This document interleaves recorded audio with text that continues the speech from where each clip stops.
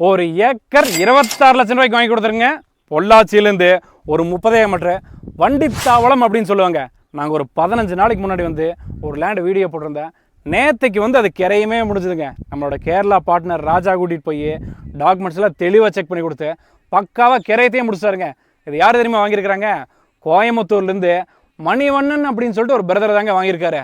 மணியண்ணா இங்கே வருங்க, உங்கள் ஃபோட்டோவில் வாட்ஸ்அப்பில் வந்துருக்கு, பூரா பார்த்துட்டு இருக்காங்க பாருங்க. மணியண்ணா வந்து வேறு யாரும் கிடையாதுங்க, நம்ம கோயம்புத்தூர் நலா கோல்டு இண்டஸ்ட்ரீஸோடைய ஒன் ஆஃப் தி டேரக்டருங்க. அவர் தான் வந்து வாங்கியிருக்காரு. மணியண்ணன் வந்து என்னதான் வந்து ஜுவல்லரி ஃபீல்டு இருந்தாலும் வந்துட்டு அவர் சின்ன வயசுலேருந்தே ஒரு ஆசையாமல், என்னங்க ஆசை சொல்லுங்கள் அப்படின்னு சொல்லி நான் கேட்கும்போது, என் வாழ்க்கையில் நான் ஒரு ஏக்கராக வந்து அக்ரிகல்ச்சர் லேண்டு வாங்கி விவசாயம் பண்ணணும் அப்படின்னு சொல்லி கேட்டிருந்தாரு.